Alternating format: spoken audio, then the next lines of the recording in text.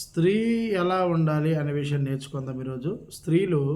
నేటి స్త్రీలు ఉన్నారు కదా, వాళ్ళు ఎలా ప్రవర్తన కలిగి ఉండాలని దేవుడు తన గ్రంథంలో రాయించిన విషయం నేర్చుకుందాం. నేటి స్త్రీలు ఎలా ఉండాలి, ఎలా అలంకరించుకోవాలి, ఎలా మాట్లాడాలి, తమ భర్తలకు ఏ విధంగా లోబడాలి, ఎలాంటి సత్క్రియలు చేయాలి, తమ పిల్లలను ఏ విధంగా పాలన చేయాలి, తన అలంకరణ విషయంలో కూడా ఎలా ఉండాలనే విషయము నేటి స్త్రీలకు చాలామందికి తెలియక వారు తమకిష్టానుసారంగా తమకు నచ్చినట్టు భూమి మీద తమ జీవిత కాలాన్ని వెళ్ళబుచ్చుతూ ఉన్నారు. మొదటగా స్త్రీలు దేని మీద మనసు పెడతారు అంటే అందరికీ తెలిసిన విషయమే, అందం మీద మనసు పెడతారు. రెండవది దేని మీద మనసు పెడతారంటే అలంకరణ మీద మనసు పెడతారు. ఒకనాటి కాలంలో అందం అంటే చక్కగా ఆడపిల్లలు ఏం చేసేవారు, పసుపు రాసుకునేవారు, చక్కగా కుంకుడుకాయలతో తల స్నానం చేసుకొని చక్కగా జడాలు కొని దానికి గంటలు కట్టుకొని చక్కగా వయసున పెళ్ళి అయిపోయిన స్త్రీలు అయితే చీరలు కట్టుకొని, ఆడపిల్లలు అయితే లంగా వాణి కట్టుకొని చాలా అలంకరణగా చక్కగా కనబడేవారు. చూడడానికి కూడా ఒక ముచ్చటగా, ఒక ప్రత్యేకంగా, మన భారతదేశానికి ఒక ఒక పుత్తడి బొమ్మలాగా ఆడపిల్లలు కానీ, ఇటు వివాహమైన స్త్రీలు కానీ చాలా చక్కగా కనబడేవారు. వారికి ఎంతో గౌరవము, మర్యాద, విలువలు కూడా ఉండేవి. కానీ నేడేమైపోయిందంటే ఈ స్వదేశీ అలవాట్లు ఏవైతే ఉన్నాయో, ఈ స్వదేశీ అలవాట్లు స్వదేశీ అలవాట్లు అంటే ఏంటి, ఈ తలకి కుంకుడికాయలతో స్నానం చేయడం కానీ, లేకపోతే పసుపు రాసుకోవడం కానీ, లేదా అదే ఏదో అంటారు, సోడిపిండితో నలుగులు పెట్టుకుంటారు. ఇవన్నీ పోయి ఇప్పుడు ఏమొచ్చిందంటే పరదేశీ తాలూకా అలవాట్లన్నీ వీళ్ళకి వచ్చినాయి. దీన్ని ఇప్పుడు ఏమన్నారంటే మోడ్రన్ అన్నారు. ఇంకా మోడ్రన్లో ఏమైపోయారు, ఆడపిల్లలు కాస్త చూస్తే జుత్తులు విరబోసుకొని, లిప్స్టిక్లు రాసుకొని, నుదుటి మీద బొట్టు పెట్టుకోకుండా, ఈ లంగావాణి జాకెట్లు మరి వేసుకోకుండా షార్ట్లు వేసేసుకొని, అలాగే చిరిగిపోయినటువంటి ఈ బట్టలు ఉంటాయి, ఏమంటే అది ఫ్యాషన్ అని వాటి వేసుకొని, చున్నీలు కూడా వేసుకోకుండా భుజం మీద ఏమంటే అది ఫ్యాషన్ అంటున్నారు. ఇది అంతా ఎక్కడి కల్చర్ ఇది మన భారతదేశానికి సంబంధించిన కల్చర్ కాదు. ఇది పరదేశీ కల్చర్. స్వదేశీ అలవాట్లని మర్చిపోయారు. పూర్వం పెద్దలంటే ఒక భక్తి, ఒక అణుకువ, ఒక పద్ధతి, అలవాట్లు అనేవి ఈ మన దేశంలో, మన భారతదేశంలో ఉండేవి. కానీ ఇప్పుడు పిల్లలందరూ కూడా, యవనస్తులందరూ కూడాను వారు పాడైపోయిన పరిస్థితి కనబడతా ఉంది. అలంకరణ విషయంలో అందం మీద ఎక్కువ దృష్టి పెడతా ఉన్నారు. అలాగే అలంకరణ మీద కూడా ఎక్కువ దృష్టి పెడతా ఉన్నారు. అప్పుడు అలంకరణలు ఒక సహజ సిద్ధంగా కనబడేవి. అయితే స్త్రీలకు ఎలా ఉండాలని గ్రంథం మనకు సెలవిస్తోంది అని మనం ఆలోచన చేస్తే, మొదటి తిమోతి రాసిన పత్రిక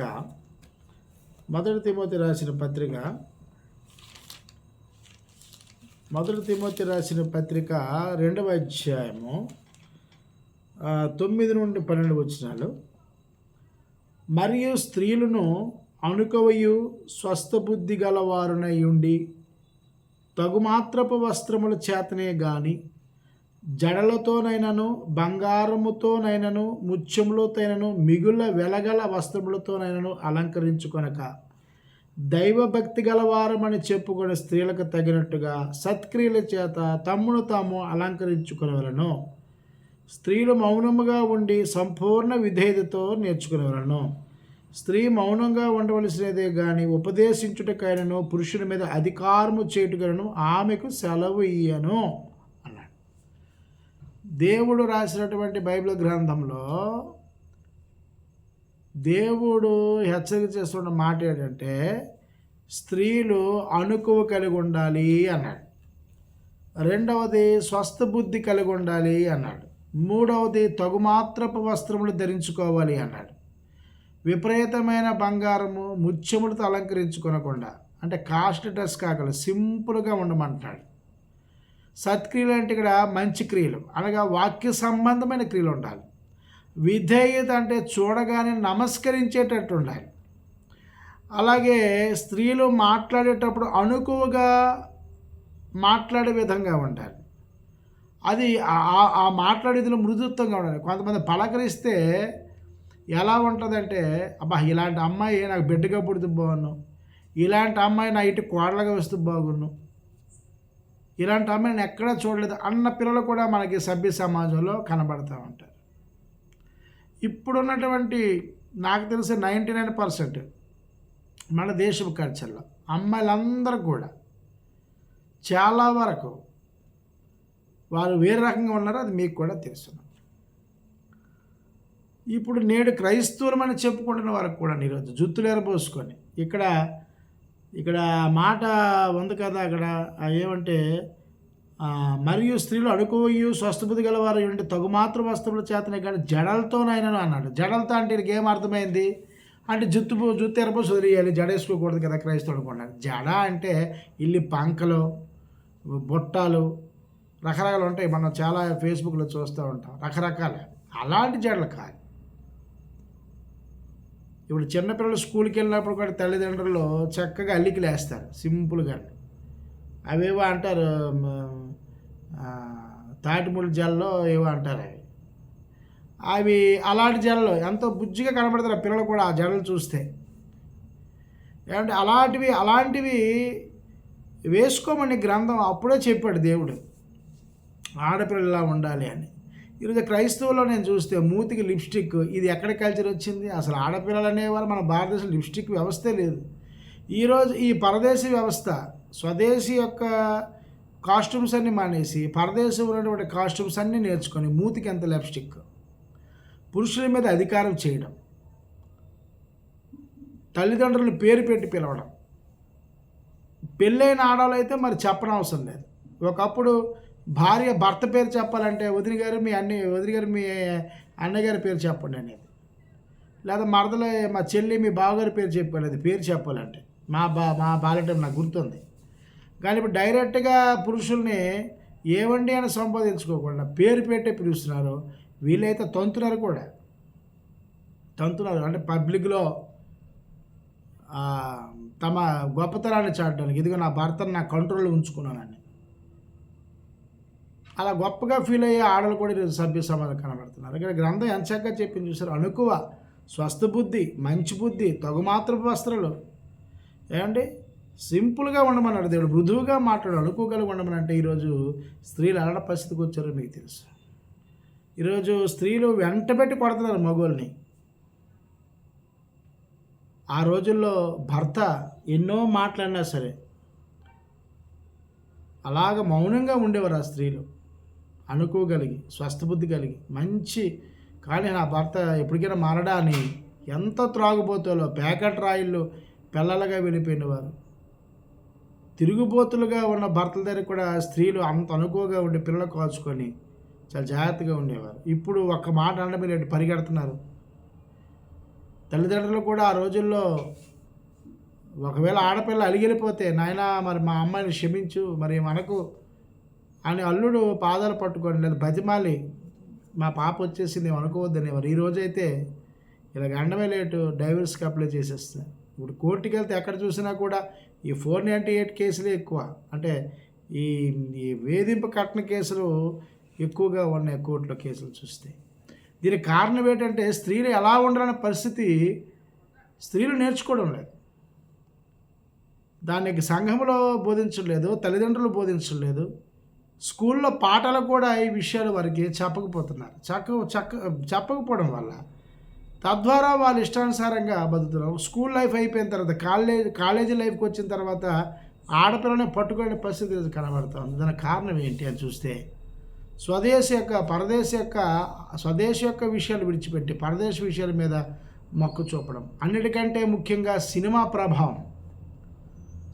ప్రభావంలో ఇష్టమైన అభిమానటువంటి హీరోయిన్ ఎవరిదైతే ఉందో వాళ్ళే మందు కొడతారు, వాళ్ళే మిడ్డీలు వేసుకుంటారు, వాళ్ళలా కనబడాలి, వాళ్ళలాగా అందంగా కనబడాలి, వాళ్ళలాగా అట్రాక్ట్ కనబడాలి. నిజానికి వాళ్ళు అందమైన వారు కాదు. వాళ్ళు ఆ లైటింగ్లకి ఆ మేకప్ కల కనబడుతున్నారు. కానీ వాళ్ళంతా దరిద్ర మొక్కల భూమి మీద ఎక్కడ ఉండవేమో. అలా అనకూడదు దేవుడు చేసిన మనుషులు. కానీ సందర్భంగా అంటే పిల్లలు మార్చడానికి ఈ మాట విభజించాను తప్ప తప్పుగా మీరు అనుకోకండి. ప్రియమైనటువంటి సహోదరిమల్లారా, స్త్రీలు ఎలా ఉండాలని తండ్రి అయిన దేవుడు మిమ్మల్ని సృష్టించడండి లోకంలో. ఈ రీతిగా ఉండాలని అనుకోగలిగి, స్వస్థ బుద్ధి కలిగి, మంచి బుద్ధి కలిగి, తగు వస్త్రాలు ధరించి, మృదుత్వంగా మాట్లాడాలని, అందరినీ గౌరవించాలని, నువ్వు మంచి పేరు తెచ్చుకోవాలని, గుణవంతరాలుగా ఉండాలని దేవుడు కోరుకుంటున్నాడు తప్ప నీ అందం మీద దృష్టి పెట్టి, అందం కొరకు డబ్బులు ఖర్చు పెట్టి దాని ప్రకారం జీవించమని కోరుకోవడం లేదు. చూస్తే ఎలా ఉండాలంటే, ఈవిని చూస్తే ఎంత చక్కని అమ్మాయి అనిపించాలి తప్ప, చక్కదనం అంటే గుణాన్ని బట్టి ఎంత చక్కగా ఉంది, ఎంత అందంగా ఉండాలి తప్ప, నీ శరీర ఆకృతిని బట్టో, నువ్వు వేసుకున్న వస్త్రాన్ని బట్టో ఎంత అందంగా ఉందని ఎవరు కూడా పొగడకూడదు. కాబట్టి దయతో మనం చూస్తే తీతుకు రాసిన పత్రిక 2వ అధ్యాయము 3 నుండి 5 వచనాలు చూస్తే, 2వ అధ్యాయం 3 నుండి 5 వచనాలు. అలాగుననే వృద్ధ స్త్రీలు, ఇక్కడ ముందు స్త్రీలు అందరి గురించి మాట్లాడుతూ ఉన్నాడు. మీకు వయసు కూడా వీళ్ళకి వస్తుంది, ముసులు అవుతారు. 3లో మనం తీతు రాసిన పత్రిక 2వ అధ్యాయం 3 నుండి 5 వచనాలు చూస్తే, అలాగుననే వృద్ధ స్త్రీలు కొండె కత్తులను మిగుల మద్యపానాసక్తులై ఉండక ప్రవర్తన యందు భయభక్తులు గలవారై ఉండవాలనియు, దేవుడు వాక్యము దూషింపకున్నట్లు యవన స్త్రీలము తమ భర్తలకు లోబడి ఉండి, తమ భర్తలను శిశువులను ప్రేమించువారును, స్వస్థబుద్ధి గలవారును, పవిత్రులను ఎంట ఉండి పని చేసుకుని వారును, మంచి వారిని ఉండవాలని బుద్ధి చెప్పుచు, మంచి ఉపదేశములు చేయవారిని ఉండవాలని బోధించుము అన్నాడు. అంటే వృద్ధ స్త్రీలకి, అంటే వయసులో పెద్దవైన వారికి సమాజంలో గౌరవ మర్యాదలు ఉంటాయి. కానీ వృద్ధ స్త్రీలు కూడా ఇంట్లో యవన స్త్రీలకి వీళ్ళు మంచి ఉపదేశాలు చెప్పరు. కొంతమంది చెప్తారు, కొంతమంది చెప్పరు వరకు మనం మాట్లాడుకుంటాం. వీరు చెప్పరు. వీళ్ళు కూడా ఏమంటారంటే, కాలాన్ని బట్టి మనుషులు మారాలి అంటారు. విచిత్రం ఏంటంటే, ఇటు వృద్ధ స్త్రీలు కానీ ఇటు యవన స్త్రీలు కానీ ఇద్దరూ మందు కొడుతున్నారు. మనం ఎన్నో చూస్తున్నాం వీడియోలు. దీనికి కారణం ఏంటి అంటే, స్త్రీలు ఎలా ఉండాలని దేవుడు చెప్పాడనే విషయం వీరికి తిరిగిపోవడం వల్ల, సభ్య సమాజంలో స్త్రీలు ఎలా ఉండాలనేది పాఠ్యాంశాలు లేకపోవడం వల్ల ఇలాంటివన్నీ జరుగుతూ ఉన్నాయి. కాబట్టి యవనస్తుల్ని వృద్ధ స్త్రీలు ఇంకా వారిని నీతి మార్గంలో నడిపించాలి, మంచి విషయాలు వారికి చెప్పి సభ్య సమాజంలో విడిచిపెట్టాలి. కానీ ఈరోజు అలా చెప్పరు. ఒకవేళ భర్త తిడితే నువ్వు తిరుగుబాటు చేయని చెప్తారు. సాయంత్రం పూట చూసారా, సాయంత్రం పూట మందు కొడతారు వీళ్ళు కూడా, అక్కడ చెప్తున్నాడు. అలాగే ప్రవర్తన ఎంతో భయభక్తులు గలవారు, క్షమించండి, అలాగుననే వృద్ధ స్త్రీలు కొండి కత్తులను మిగుల మద్యపానాసక్తులనై ఉండక అన్నాడు. కింద మనం ఫుట్ నోట్లో 6లో చూస్తే మద్యపానము వలన అని ఉంటుంది. అంటే ఇప్పుడు అందరూ తాగుతున్నారు, బీర్లని ఇవని అవని తాగుతూనే ఉన్నారు. దేవుని వాక్యానికి దోషణకరంగా ఉంటున్నారు. ఏంటి, సినిమా మోజులో పడిపోయి ఆ సినిమా వారు ఏది చేస్తే వీళ్ళు కూడా అదే అవలంబిస్తున్న పరిస్థితి వస్తుంది. వృద్ధ స్త్రీలు అయితే ఇప్పుడు మరీ దారుణంగా తయారయ్యారు. వాళ్ళు పూర్తిగా టీవీల ముందు, సీరియల్ ముందు కూర్చొని చేసే పరిస్థితి కనబడుతూ ఉంది. కాబట్టి ప్రవర్తన యందు భయభక్తులు గలవారై ఉండాలి, దేవుని వాక్యం వినాలి. దేవుని వాక్యం ఉంటే తప్ప స్త్రీలు ఎలా జీవించాలి, ఎలా బ్రతకాలి అనే విషయము ప్రజలకు తెలియదన్న సంగతి మీరు గ్రహించాలి. కాబట్టి అలాగే మనం మొదటి పేతురు 3వ అధ్యాయము 5 నుండి 6 వచనాలు చూస్తే, మొదటి పేతురు 3వ అధ్యాయము 5 నుండి 6 వచనాలు చూస్తే, అటువలే పూర్వము దేవుని ఆశ్రయించిన పరిశుద్ధ స్త్రీలను తమ స్వపురుషులకు లోబడి ఉండటం చేత తమ్ముడు తాము అలంకరించుకొనిరి. ఆ ప్రకారము శారా అబ్రాహామును యజమానుని పిలుచుచు అతను లోబడి ఉండెను. మీరును యోగ్యముగా నడుచుకొనుచు ఏ భయమును బెదరక ఉన్న యెడల ఆమెకు పిల్లలగుదురు అన్నాడు. కాబట్టి ఈరోజు చాలామంది భర్తకి విలువ ఇవ్వడం లేదు. ఆ రోజు మనం చూస్తే నోవా గారు భార్య ఎంతో చక్కగా భర్తకి లోబడింది. భర్త చెప్పిన ప్రతి మాట విన్నది ఆవిడ. అలాగే మన అబ్రహాం గారిని చూస్తే శారా గారు యజమానుని పిలిచింది, ఆవిడ ఎంతో లోబడింది. భర్త ఎక్కడికి వెళ్తే అక్కడికి వెళ్ళిపోయింది పాపం ఆవిడ. అలాగే మనకి చాలామంది భక్తులు కనబడతారు. ఒక అన్నా సఫీరా కానీ, లేకపోతే మోషే గారి భార్య సిప్పోరా కానీ, ఆమె కూడా మంచి భార్య. ఏమండి? అలాగే చాలామంది కనబడతారు గ్రంథంలో. వీళ్ళందరూ అంటే పరిశుద్ధ స్త్రీలు. వారు పురుషులకి లోబడినవారు, పురుషుల మాటకి లోబడినవారు. చూసారు, అటువలే పూర్వం దేవుని ఆశ్రయించిన పరిశుద్ధ స్త్రీలు తమ పురుషులకు లోబడి చేత అన్నాడు. దేవుణ్ణి ఆశ్రయించినటువంటి, మేము దేవునికి ఆశ్రయించామని చెప్పుకునే క్రైస్తవ సమాజంలో కూడా ఈరోజు ఏమంటారు తెలుసా? ఓయ్, నువ్వు తాగి వచ్చావా, నేను చర్చికి రా అని నేను సంగతి తీరుస్తున్నాను అన్నారు. భర్త తాగుపోతాడే, నీ భర్త చర్చికి వెళ్తున్నప్పుడు తాగి వచ్చాడు, ఇవేమంటుంది, నేను చర్చికి రా అని అప్పుడు నీ సంగతి తీరుస్తాను. ఇప్పుడు చర్చికి వచ్చిన నువ్వేం వాక్యం వింటావు? ఎంత వేగం అయిపోతే అని ఇప్పుడు దూషించాలా, ఎంత వేగం అని కొట్టాలా? ఇదే కదా ఆలోచన ఉండిపోద్ది. మళ్ళీ ఇలా పరిశుద్ధత ఎక్కడ ఉంది, నీతి ఎక్కడ ఉంది? ఇక్కడ దేవుడి మాటలు వింటావు, ప్రభు బలలో పాలుభాగస్తులు అవుతావు, ఇంటికి వెళ్ళి ఆడి మీద సలుగుతావు. కొంతమంది పురుషుడికి హింస పెడతారండి, ఎంత అంత హింస కాదు, ఇటు వదలలేక ఇటు సవలేని పరిస్థితి అయిపోతారు అండి. అలాంటి కొండికత్తులు, అలాంటి అలిగిపోయిన బ్యాచ్ భూమి మీద చాలా ఉన్నారు. వాళ్ళకి దేవుని ఉగ్రత తప్పదో సంగతి మీరు గమనించాలి. కాబట్టి విధేయత కలిగి ఉంటే అప్పుడు ఆమెకు పిల్లలు అవుతురా అన్నాడు. అలాంటి వారికి దేవుడు పిల్లలు ఇస్తాను అన్నాడు. కాబట్టి కుటుంబ పరిపాలన యజమానిగా పురుషుడికి ఇస్తే ఆ కుటుంబ నిర్వాహక తత్వం నడిపించే బాధ్యత భార్యది. భర్తను బాగా చూసుకోవాలా, అలసిపోయిన భర్త రోజు బాగా చూసుకోవాలా, ఇంట్లో ఉన్న పిల్లలకు స్కూలు పంపించాలా, వాళ్ళ అవసరాలు తీర్చాలా, వాళ్ళకి వంట పెట్టాలా, వాళ్ళకి బట్టలు వేయాలా, క్యారేజ్ కాడాలా, పంపించాలా, తిరిగి వచ్చిన తర్వాత వాళ్ళకి ఏ వర్క్ ఇచ్చారో నేర్పించాలా, తిరిగి వాళ్ళకి దేవుని వాక్యం చెప్పి వారిని ఆత్మీయంగా బలపరచాలా. వీలైతే నువ్వు నీ యొక్క జ్ఞానంతో, నీతితో నీ భర్తను మార్చుకోవాలా. అది చేయకుండా భర్త మీద లేనిపోనే పెట్టి సభ్య సమాజంలో బయటకు వచ్చి కేకలేస్తూ ఉంటారు, రోడ్లు ఎక్కిపోతూ ఉంటారు, పరుగులు తీస్తూ ఉంటారు. భర్త పరిగెడుతుంటాడు ముందు, భార్య వెనక పరిగెడుతుంటుంది, గొప్ప అనుకుంటారు. ఇరుగు పొరుగు వారు పళ్ళీలు చూస్తుంటారు, ఏమిటండి భర్తనే కొడుతుంది, ఇవిడ చాలా ప్రమాదమైందని. ఏం ప్రమాదం? దేవుడిని పట్టుకోవడం సాయంత్రం మర్చిపోకు. నువ్వు అనుకోగల ఉండాలి. పరిశుద్ధ స్త్రీ లక్షణం ఏంటంటే పురుషునికి లోబడాలి, పురుషుడిని మార్చుకోవాలి. నీ విశ్వాసమే, నీకు దేవుడు తెలుసు, దేవుని జ్ఞానం ఇలా ఉంది. నువ్వు పరిశుద్ధ స్త్రీ అయితే నీ భర్తను మార్చుకో. నీ మాట చేత, నీ క్రియల చేత, వాక్యం ద్వారా, నీ సత్ప్రవర్తన ద్వారా మారాలి తప్ప ఆయన నిందించేయకూడదు. నిన్ను బట్టి ఆ పురుషుడు మారిపోవాలి ఇమ్మీడియట్గా. ఈరోజు కాదు రేపు, రేపు కాదు ఎల్లుండి మారిపోవాలి. అలాంటి స్త్రీ ఉండాలని దేవుడు కోరుకున్నాడు. ఇక్కడ రాసు చూసారా ఏమంటే, మొదటి పేతురు రాసిన పత్రిక 3:5-6 అటువలనే పూర్వము దేవుని ఆశ్రయించిన పరిశుద్ధ స్త్రీలను తమ స్వపురుషకు లోబడి చేత తమ్ముడు తమ అలంకరించుకోండి. అలంకరించుకోండి నీకు ఏమర్థమైంది? దేవుని వాక్యం చేత అలంకరించుకోవాలి. దేవుని వాక్యం విన్నావా? చెవుడు ఉందా నీకు? హృదయం ఉందా? మనసు ఉందా? అయితే చెవితే విన్నావు, హృదయంతో గ్రహించు, మనసును తిప్పుకో దేవుని వాక్యం వైపు. అలా తిప్పి, ఆహా నా దేవుడు, ఇదిగో నా భర్త ఎంత దుర్మార్గుడైనా, ఎంత నీచుడైనా, ఎంత త్రాగుబోతుడైనా, ఇదిగో నా భర్త పడి లోపడతాను, నన్ను చూసి నేను మార్చుకుంటానని ఒక స్టాండ్ తీసుకోవాలి. ఎప్పటికే మాట దూషించి నాన్న మీద అనకూడదు. పరిశుద్ధ స్త్రీ లక్షణం కాదు అది. దేవుని వాక్యం ఎరిగిన స్త్రీలు ఆ విధంగా చేయకూడదని మన గ్రంథం సెలవిస్తూ ఉంది. కాబట్టి దయతో మీరు గమనించాలి.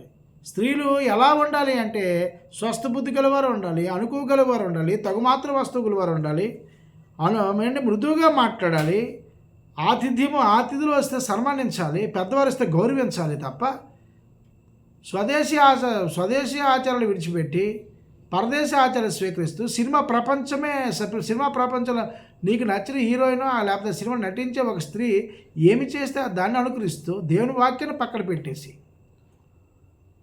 నువ్వేదో బలవంతులలాగా, నువ్వేదో పెద్ద జ్ఞానవంతులలాగా నువ్వు చేస్తే నీకు బిడ్డల పుట్ర అనే సంగతి గ్రంథం కూడా ఇక్కడ మనకి సెలవిస్తామంది. ప్రియులారా కొంచెం గమనించాలి. కాబట్టి ఏ భయమునకు బెదర్రక ఎన్న ఎడల ఆమెకు పిల్లలు అగుదురు అన్నాడు.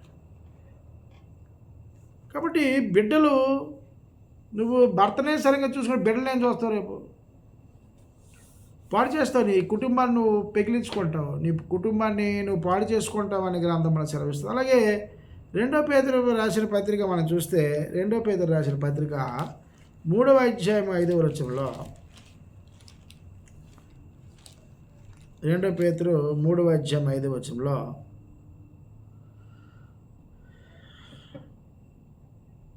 ఏలయనగా పూర్వము నుండి ఆకాశము నుండి ననియో నేలలో నుండి నీళ్ల వలన సమకూర్చబడిన భూమియో దేవుని వాక్య కలిగినయో వారి బుద్ధిపూర్వకంగా మారతారు.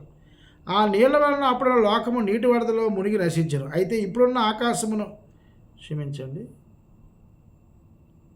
5:6 ఏలయనగా పూర్వం నుండి ఆకాశం నుండి ననియో నీళ్ళ నుండి నీళ్ల వలన సమకూర్చిన భూమియో దేవుని వాక్య కలిగిన వారి బుద్ధిపూర్వకంగా మర్చిపోండి, క్షమించండి, నేను తప్పు చెప్పాను. మొదటి పేతురు 3:1 చూడండి ఒకసారి, క్షమించండి నేను తప్పు తీశాను. మొదటి పేతురు 3:1 ఇందులో మనం చదువుకుంది. అటువలే స్త్రీలారా మీరు మీ స్వపురుషులకు లోబడి ఉండుడి, అందువలన వారిలో ఎవరైనానో వాక్యమునకు అవిధేయులైతే వారు భయముతో కూడిన మీ పవిత్ర ప్రవర్తన చూచి వాక్యము లేకుండానే తమ భార్యలు నడవలసిన నడవడి వలన రాబట్టబడవచ్చును అన్నాడు. చూసారా?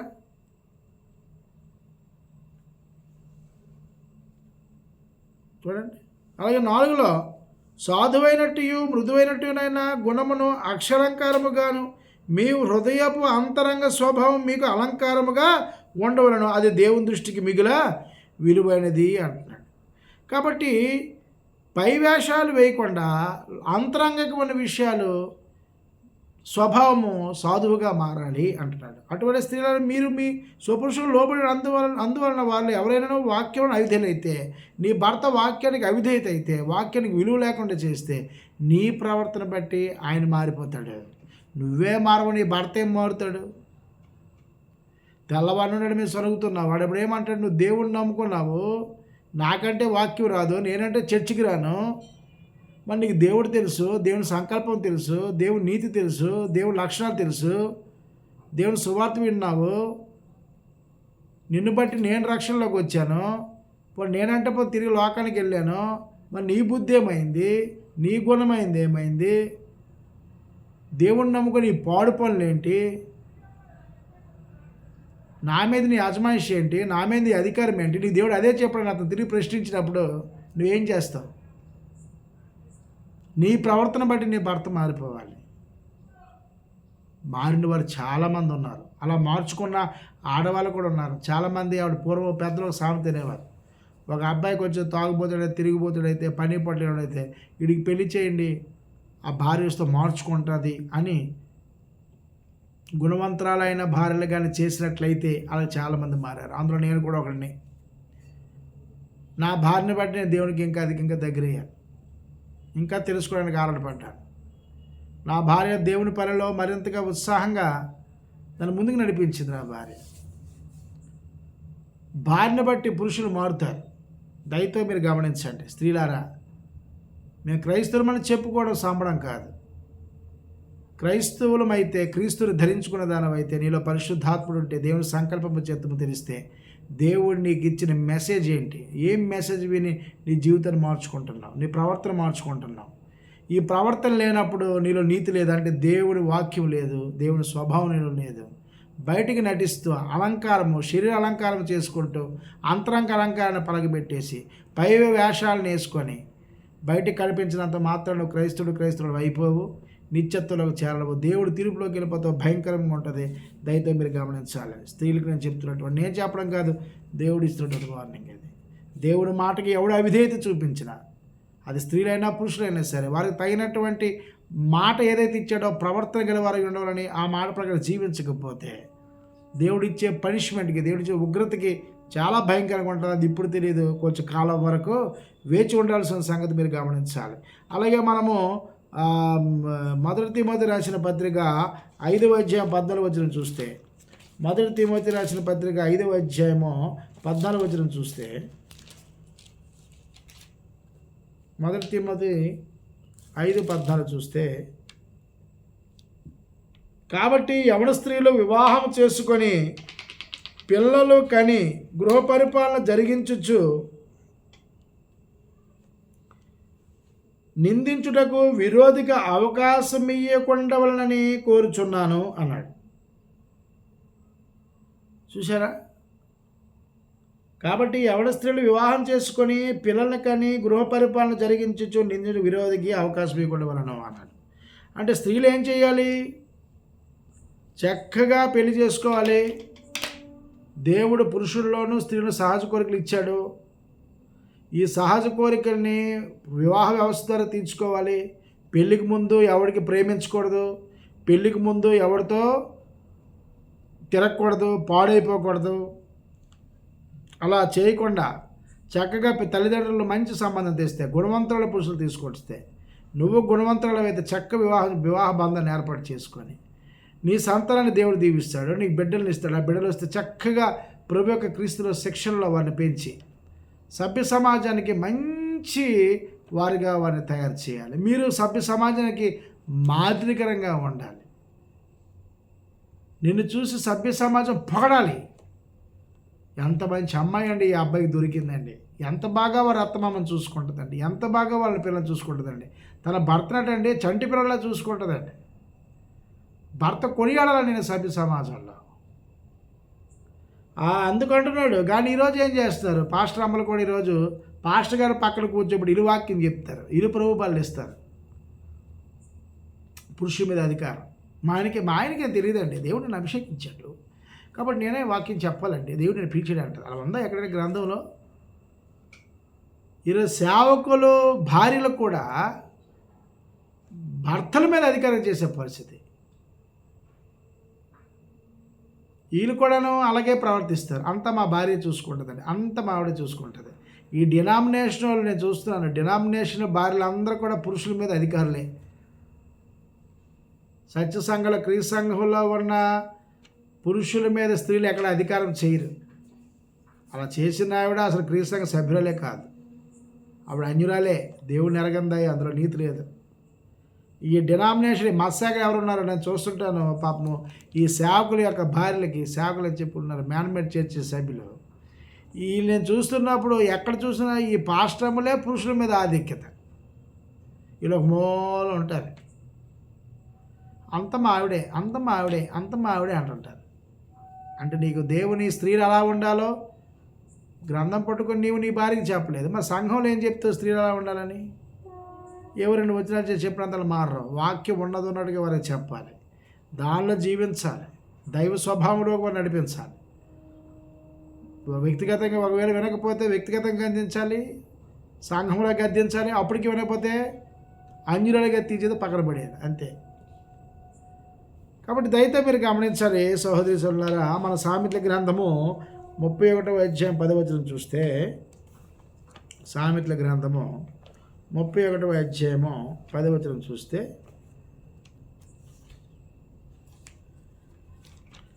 సామెతల గ్రంథము 31వ అధ్యాయము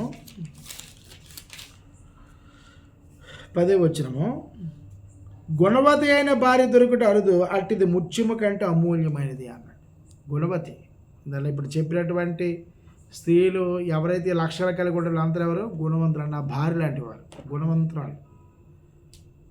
నా భార్య ఎవరికి వచ్చినా ఆతిథ్యం ఇస్తుంది, ఎవరు వచ్చినా భోజనం చేయకుండా పంపించదు. వాళ్ళు ఒకవేళ ప్రార్థన రిక్వెస్ట్ ప్రార్థన చేస్తుంది, ఒకవేళ నేను ఉంటే ప్రార్థన చేయను అంటుంది. గుణవంతురాలైన భార్య దొరికిన పురుషుడికి అరుదు, అట్టిది ముత్యము కంటేట అమూల్యమైనదట. చూసారా? పెళ్ళిళ్ళు చేసుకున్నప్పుడు ఈరోజు పెళ్ళిళ్ళు ఎలా చేసుకున్నారు? ఆడపిల్లలు మంచి తెల్లగా ఉండాలట, 6 ప్యాక్ ఉండాలా, బాడీ ఉండాలా, అమెరికా సంబంధమైన పర్లేదు కానీ ఆస్తులు ఉండాలా, అంతస్తులు ఉండాలా, లైఫ్ సెటిల్ అయిపోవాలి. కానీ వాడు ఎంత దుర్మార్గుడైనా, వాడు ఎంత తాగుబోతున్నా, ఎంతమంది తిరిగినా మనకు అనవసరం, లైఫ్ సెటిల్ అయిపోయి చాలు. అలాగే పురుషులు కూడా అందంగా ఉండాలి, ఈడు జోడు ఉండాలి. అది మా అమ్మ నాన్న చూసుకుపోయినా పర్లేదు, అందం ఉంటే చాలు అని చేసుకుంటున్నారు.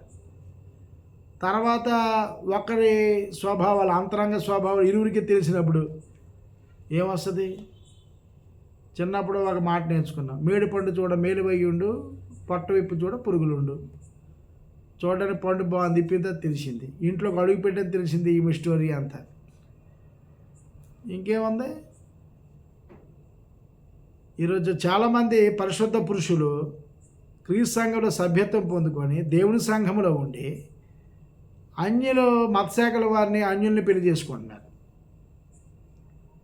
ఏమంటే పిల్లలు దొరకపోతే ఉండిపో, లేదా దేవుడు ఇచ్చేందుకు వెయిట్ చేయి, లేదా అన్యుల్లో గుణవంతుల భార్యలంటే చేసుకో. ఆ మాట నేను అనకూడదు, తప్పు. వాక్యం ఎరిగిన వారే చేసుకోమన్నాడు. ఈరోజు అలా కాదు, అన్నం బాగుంది, మాట ఇచ్చాం, మా అమ్మ నాన్న చెప్పేశారు, ఒప్పించారు, చేసుకోవాలి, పర్లేదు రయ్యా, వచ్చేది అది మార్చుకుంది, ఏం మారరాలు. ఈరోజు అలాగే జరుగుతుంది. కానీ గ్రంథం ఏం చెప్తుందంటే స్త్రీల గురించి అలా ఉండాలి అని అన్నాడు. స్త్రీలు ఒకవేళ పెళ్లి చేసుకుంటే గుణవంతులైన పురుషుని తెచ్చుకుంటే మీకు మేలు. ఎందుకు, మీ బలహీన ఘటం. అతను నీకు ఒక మంచి స్నేహితుల్లా, ఒక మంచి మిత్రుల్లా, మంచి భర్తగా, అందులో అందరూ ఆయన క్వాలిటీలన్నీ కనబడాల. తండ్రిలా ఆదరించాలి, స్నేహితుల్లా సహాయం చేయాలి, భర్తలా ప్రేమించాలి. అన్ని గుణాలు ఆ భర్తలో కనబడినప్పుడు ఒక ఆడపిల్ల జీవితం నిజంగా చెప్పాలంటే వర్ణనాతీతం. అలాగే అమ్మాయి కూడాను అటువంటి లక్ష్యాలు కలిగి ఉంటే అటువంటి అబ్బాయి లైఫ్ ఒక వర్ణనాతీతం. ఇంకా లైఫ్లో ఎటువంటి ఒడిదుడుకులు ఉండవు, సాతలు ప్రవేశిస్తే తప్ప. కాబట్టి గుణవంతురాలను దొరికట భార్య దొరికట ఎంత అరుదట, చాలా కష్టమట అండి. అలాంటి స్త్రీలు లేరండి సభ్య సమాజంలో. మన పరిశుద్ధ గ్రంథంలో చూస్తే ఇందులో మనం మాట్లాడుకున్నట్టు అలాంటి జంటలు కొంచెం తక్కువ ఉంటాయి, పరిపూర్ణంగా లేరు ఎక్కడన్నా. దానికి కారణం ఏమంటారు? దేవుని వాక్యమునకు విధేయత లేకపోవడం, దేవుని మాటకు విధేయత లేకపోవడం, దేవుని మాట వినకపోవడం. దేవుడు నన్ను ఎందుకు సృష్టించాడు, ప్రతి స్త్రీని కూడా నన్ను ఎందుకు సృష్టించాడు ప్రత్యేకంగా, నాకు మాత్రమే బిడ్డలకనే అవకాశం ఎందుకు ఇచ్చాడు, నాకెందుకు ప్రత్యేక నిర్మాణం చేశాడు, నాకు ఈ భూమి మీద ఏం పని, నేను ఎవరు కూడా బ్రతకాలి అని ఆ ప్రతి స్త్రీ ఆలోచిస్తే ఆ జీవితము ఒక వర్ణం అండి, ఒక అద్భుతం అండి అది. కాబట్టి మనం సామెత గ్రంథము 31వ అధ్యాయంలోనే 26, 27 వచనాలు చూస్తే 26, 27లో జ్ఞానము కలిగి తన నోరు తెరుచును, కృపగల ఉపదేశం ఆమె బోధించును, ఆమె తన ఇంటి వారి నడతలను బాగుగా కనిపెట్టును, పని చేయకుండా ఆమె భోజనము చేయదు అంటున్నాడు. చూసారా, ఏం చేస్తుంది మా ఆయన, ఏం చేస్తున్నాడు, కంట్రోల్ చేస్తుంది భర్త. ఏమండి వద్దండి, మన దేవుణ్ణి నమ్ముకున్న వారమండి, ఇలా చేయకూడదండి, దేవుణ్ణి మనకు అవమానకరంగా ఉండకూడదండి. ఇరుగు పొరుగు వారు మనం చూసి మారాలండి, దేవుని వైపు తిరగాలి, క్రీస్తుని రక్షణగా అంగీకరించాలని భార్య చెప్పాలి భర్తకి, భర్త చెప్పాలి భార్యకి. మంచి భార్య ఏం చేస్తుందట, జ్ఞానము కలిగిన తన నోరు తెరుచును, జ్ఞానం తెలుస్తుందట. ఏమండి, రేపు నేను నీతిగా ఉన్నాను, రేపు నేను ఒక్కదాన్నే పరలోకం వెళ్తాను, పరదేశికి వెళ్తాను, రేపు మీ పరిస్థితి ఏంటి? అందుకా దేవుడు మన ఇద్దరిని కలిపింది, అందుకా దేవుడు మన జత చేసింది, అందుకా మన దేవుడు కృపణిచ్చింది, అందుకా మనకు దేవుడు ఆశీర్వదించింది. ఇది కరెక్ట్ కాదు, మన దేవుని విశ్వసించని ప్రేమతో దేవుని జ్ఞానంతో చెప్పి భర్తను మార్చుకోవాలట. కృపగల ఉపదేశం పోది. కృప అంటే మెత్తగా మాట్లాడుతుంది, మంచి మాట్లాడుతుంది, మంచిగా భర్తను మార్చుకొని తన వైపు తిప్పుకుంటుంది. అంతే తప్ప దాడి పెద్దలు చేయదు. కాబట్టి ఆమె తన ఇంటి వారి నడకలు బాగా చేయరు. అలాగే బిడ్డలు ఏం చేస్తున్నారు, నా కూతురు ఏం చేస్తుంది, నా కొడుకు ఏం చేస్తున్నాడు, లేకపోతే నా ఇద్దరు కుమారులు ఏం చేస్తున్నారు, నా కూతురు కనిపడతండి. భార్య వాళ్ళు తిన్న తర్వాత తింటుందండి. అలాంటి భార్యలు ఉన్నారండి. నా భార్య ఉందండి, అలాగా మిగతా సంగతి ఏమో కానీ నా భార్య ఉందండి, మా ఆవిడ నేను తినకుండా తిందండి. సామెత గ్రంథం 31వ అధ్యాయం 15 వచనం మనం చూస్తే అందులోనే ఆమె చీకటితో లేచి తన ఇంటి వారికి భోజనము సిద్ధపరచును, తన పనికత్తెలకు భత్యం ఏర్పరచును. గుణవంతుల భార్య తెల్లవారు వేగుజాలు లేచి 4 గంటలు లేచి ఇల్లు గుమ్మలన్నీ తుడుచుకొని ఒత్తుకొని గుమ్మందో ఏదో ముగ్గు ఏదో పువ్వు పెట్టి ఆ తెల్లవారు భర్త పడుకోగా లేచి కాఫీ. ఇది రివర్స్ ఏంటంటే భర్తలు వెళ్ళి భార్యకి కాఫీ ఇచ్చి లేపాల్సిన పరిస్థితి వస్తుంది. ఈరోజు అలాగే వేగుజాలు లేచే స్త్రీలు ఎక్కడ లేరు, గమనించండి. తర్వాత మనం చూస్తే సామెత గ్రంథం 31వ అధ్యాయము 12వ వచనం చూస్తే ఆమె తాము బ్రతుకు దినములన్నీ అతని మేలు చేయను కానీ కీడు ఏమీ చేయదండి. అసలు భార్య అనేది అయ్యి భర్తకి కీడు చేసేది అసలు భార్య కాదు, అది దెయ్యం. మేలు చేస్తుందండి, మేలు చేసేది భార్య, కానీ కీడు చేసేది దెయ్యం అండి. ఎవరు చేస్తారు కీడు? దెయ్యం చేస్తుంది. మేలు చేసేది ఏదంటే మంచి భార్య అండి. అది బంగారం కంటే ముత్యముల కంటే విలువైంది అన్నాడు దేవుడు. స్త్రీలు దేవుడు నిర్మాణం ఎందుకు చేశాడో మొదట తెలియాలి. వారికి గర్భాన్ని ఎందుకు ఇచ్చాడో తెలియాలి. ఆ గర్భంలో శిశువులు ఎవరి కోసం వేస్తున్నాడో తెలియాలి. ఈ భూమి మీద వారి పాత్ర ఏంటి, వారి పని ఏంటనే తెలియాలి. వారు ఎలా ప్రవర్తన కలిగి ఉన్నారో తెలియాలి. ఏమీ తెలియకుండా ఈరోజు ఎలా పడితే చేస్తూ ఉన్నారు. బైబిల్ పట్టుకున్న ఈరోజు పాస్టర్లు కూడా లిప్స్టిక్లు రాసుకొని జుత్తులను పోసేసి అంటే భర్తల మీద పురుషుల మీద అధికారం చేసే పరిస్థితి కనబడుతూ ఉంది. ముందు చాలా ప్రమాదంలోకి వెళ్ళిపోతారనే సంగతి మనం గమనించాలి. అలాగే 14వ అధ్యాయము 1వ వచనం చూస్తే 14వ అధ్యాయం 1వ వచనం కూడా మనం చూస్తే 3 రాళ్ళు తన చేతులు జ్ఞానవంతురాలు తన ఇల్లు కట్టును. 14:1 సామెత గ్రంథము. జ్ఞానవంతురాలు తన ఇల్లు కట్టును, 3 రాళ్ళు తన చేతులతో తన ఇల్లు ఓడబెరుకును. జ్ఞానవంతురాలు ఏం చేస్తుంది? ఇల్లు కట్టుకుంటుంది. భర్త ఎలాంటి వాడైనా, పిల్ల ఎలాంటి వారైనా ఇల్లు కట్టుకుంటే జాగ్రత్తగా దేవుడి జ్ఞానం చేత భర్తను మార్చుకుంటుంది. 3 రాళ్ళు ఏం చేస్తుంది? ఇల్లు నాశనం చేసుకుంటుంది. నువ్వు లేకపోతే లేదు, పో, పిల్లలు ఉంటే లేకపోతే లేదు, నువ్వు చూసుకో, వెళ్ళిపోతారని చెప్పి వేరే పురుషులు తెలిపిన వారు ఉన్నారు. సర్దుబాటు లేక, సహనం లేక, దేవుడి వాక్యం లోబడక వెళ్ళిపోయేవారు కూడా ఉన్నారండి. వారి జీవితాల తర్వాత ఎంత ఉంటుంటే చాలా భయంకరంగా ఉంటాయండి. నెత్తి మీద రూపాయి పెడితే కూడా చాలా బతుకులు అయిపోతాయి అలాంటి వాళ్ళు. అందం ఉందని, వయసు ఉందని, బలం ఉందని, అమ్మ నాన్న సపోర్ట్ చేశారని, లేకపోతే కాలేజీ ఫ్రెండ్స్ సపోర్ట్ చేశారని, లేకపోతే ఎవడో నీకు దొరికాడు పక్కింటి పొరుగువాడు నీకు సపోర్ట్ ఇచ్చాడని, లేకపోతే నువ్వు పనిచేసే చోట నీకు ఒక మేస్త్రో లేకపోతే ఒక గుమస్తో నీకు సపోర్ట్ చేశాడని నీ భర్తను నువ్వు మోసం చేస్తే నీ ఇల్లు నువ్వు కూడబెట్టుకుంటావు. రేపు నీ జీవితము అంటారు కదా పెద్దలు, కుక్క చింపిన విస్త్రాకు వలె మారిపోతుంది. దీనికి కారణం స్త్రీలు ఎలా ఉండాలో, ఎలా జీవించాలో తిరిగిపోవడం. ఎంత చక్కగా దేవుడి మాటలు మనకు చెప్పాడు చూసారా. అలాగే మనం అపోస్తల కార్యములు 16వ అధ్యాయము 14-15 వచనాలు చూస్తే టైం అయిపోతుంది. అపోస్తల కార్యములు 16వ అధ్యాయం 14 వచనాలు చూస్తే లుదియా అనే ఒక ఆవిడ ఏమంటే ఆవిడ దేవుని వాక్యాన్ని అంగీకరించినట్టు అక్కడ మనకి కనబడుతూ ఉందండి. అదొకసారి చూద్దాము. 16వ అధ్యాయం అపోస్తల కార్యాలు 16వ అధ్యాయము 14-15 వచనాలు చూస్తే అప్పుడు లుదియా అయిన దైవభక్తి గల ఒక స్త్రీ వినిచుండెను. ఆమె ఓదారంగపడిన అమ్ము తుయితీర పట్టణస్థురాలు. ఆమె ప్రభువు ఆమె హృదయమును తెరిచిన కనుక ఆమె పౌలు చెప్పిన మాటలు ఎందుకు లక్ష్యం ఉంచాను. ఆ రోజు లుదియా అని ఒక స్త్రీ అట దేవుడు ప్రసంగం వింటున్నప్పుడు ఆవిడ వచ్చి కూర్చుంది. దైవజనుడు చెప్పిన మాటలన్నీ విన్నదట. ఓ స్త్రీలు ఇలా ఉండాలా, ఇలా జీవించాలా, ఇలా అనుకోకుండా ఉండాలని చెప్పి వెంటనే మారు మనసు పొందిందట అండి. ప్రభు ఆమె హృదయం తెరిచాడటండి. ఈరోజు హృదయము తెరిచిన తర్వాత కూడాను ఈరోజు ఆడపిల్లలు అనేక మంది వారికి ఇష్టానుసారంగా శరీర సౌందర్యాన్ని బట్టి, వారు కూడా అందాన్ని బట్టి, వస్త్రధారణ బట్టి పురుషులు తక్కువ చేసి మాట్లాడటం, బయట ఎఫర్ట్స్ పెట్టుకోవడం, ఇవన్నీ చేస్తూ దేవుని ఉగ్రత కింద ఉన్నారన్న సంగతి మీరు గమనించాలి. అలాగే మన యోబు గ్రంథం 2వ అధ్యాయము 9-10 చూస్తే యోబు గారి యొక్క భార్య తన ఆస్తిపోయిన తర్వాత బిడ్డలు చనిపోయిన తర్వాత భార్య వచ్చేయమందంటే నువ్వు దేవుడిని ప్రేమించడము, యథార్థం విడిచిపెట్టడం, ఆయన దూషించి చచ్చిపోయింది. అప్పుడు ఏమంటే మూర్ఖురాలు మాట్లాడండి, మాట్లాడదు. అక్కడ యోబు గారి మూర్ఖురాలు కాదు, ఆమె భక్తిపరురాలే. మూర్ఖులు మాట్లాడతారన్న మాట నువ్వు మాట్లాడద్దని చెప్పాడండి. ఎందుకంటే నువ్వు భక్తిగల స్త్రీవి, నువ్వు నోటు నా మాటలు రాకూడదు అన్నాడు తప్ప. చాలామంది ఏమంటారంటే యోబు గారి భార్య మూర్ఖురాలు అంట. మూర్ఖురాలు కాదు, మూర్ఖురాలు మాట్లాడినట్టు నువ్వు మాట్లాడొద్దు అన్నాడు. ఆ మాటల దైవదోషంలో దేవుని ఎరగని వారు దేవుని ఎరిగిమని చెప్పుకుని అంటారు తప్ప నువ్వు ఉండకూడదు, నువ్వు భక్తిగల స్త్రీవి, గుణవంతురాలివి, నువ్వు సత్క్రియలు చేసిన ఆడదు, నువ్వు అలాగ అనకూడదు అని భార్య పాపలో పడిపోకుండా ఆగిపోయాడండి. అది మీరు గమనించాలి. చాలామంది ఆ మాట తప్పుగా మాట్లాడుతూ ఉన్నారు. అలాగే ఫిలిప్పీయులకు రాసిన పత్రిక మనం చూస్తే ఫిలిప్పీయులకు రాసిన పత్రిక 4వ అధ్యాయం 3వ వచనం చూస్తే ఫిలిప్పీ 4:3 చూస్తే మనము అవును నిజమైన సహకారి ఆ స్త్రీలు క్లేమంతుతోనూ నా ఇతర సహకారులతోనూ సువార్త పనిలో తానుతో కూడా నాతో కూడా ప్రయాసపడిన వారు గనుక వారికి సహాయం చేయమని నేను వేడుకొచ్చున్నాను. ఆ సహకార పేరు జీవగ్రంథు మందు రాయబడి ఉన్నవి అన్నాడు. సత్క్రియలు చేసిన వారు చాలామంది స్త్రీలు ఆనాడు యేసుప్రభుతో ఉండి కూడాను వాళ్ళు ఎంతగానో కష్టపడి పని చేసుకొని దేవుని రాజ్య సువార్త కొరకు డబ్బులు ఖర్చు పెట్టారు.